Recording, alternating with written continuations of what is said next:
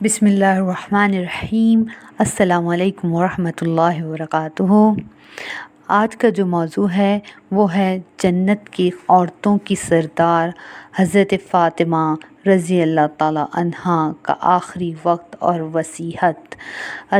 حضرت فاطمہ بیمار ہوئیں، انتقال کا وقت قریب تھا۔ حضرت علی رضی اللہ تعالی عنہ کسی کام کے لیے گھر سے باہر نکل گئے تو آپ نے خادمہ سے فرمایا پانی رکھو۔ اس نے پانی رکھا اور آپ رضی اللہ تعالی عنہ نے غسل فرمایا اور اس کے بعد فرمایا میری چارپائی کمرے کے درمیان میں کر دو۔ انہوں نے چارپائی درمیان میں کر دی۔ آپ اس پر لیٹ کر قبلہ رخ ہو کر فرمانے لگی کہ اب میں مر رہی ہوں، علی رضی اللہ تعالیٰ عنہ کو بتا دینا کہ میرا غسل ہو گیا ہے، مجھے اب غسل نہیں دینا بلکہ اسی طرح مجھے دفن کر دینا۔ یہ کہہ کر اللہ کے پاس چلی گئیں۔ اس نے ایک دن پہلے سیدہ اسماء بنت عمیس رضی اللہ تعالیٰ عنہا سے فرمایا کہ میرے جنازے کا کوئی ایسا انتظام کرو کہ میری لاش کا بھی لوگوں کو پتہ نہ چلے۔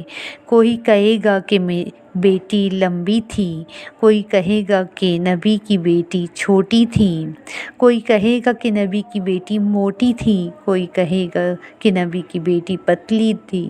پردے کا ایسا انتظام کرو، مرنے کے بعد تو روح کا ناطہ جسم سے ٹوٹتا ہے اور شریعت کا مکلف نہیں رہتا، لیکن میرے بھائیوں اور بہنوں، میں چاہتی ہوں کہ تم اس کی بیٹی بن جاؤ، ان کے بیٹے بن جاؤ، جو مرنے کے بعد بھی اپنے لیے حیا کی چادر کا انتظام کر رہی ہے۔ تو کہا کوئی انتظام کرو۔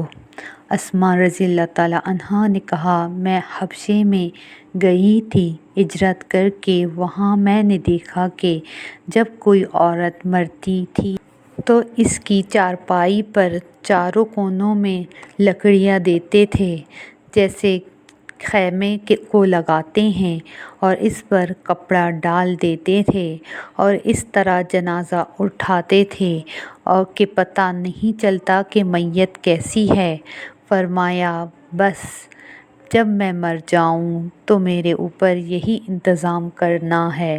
اسی طرح حیا کے ساتھ دنیا سے اٹھ کر گئیں۔ اسی لیے تو اوپر کے یہ مقامات دیے جا رہے ہیں۔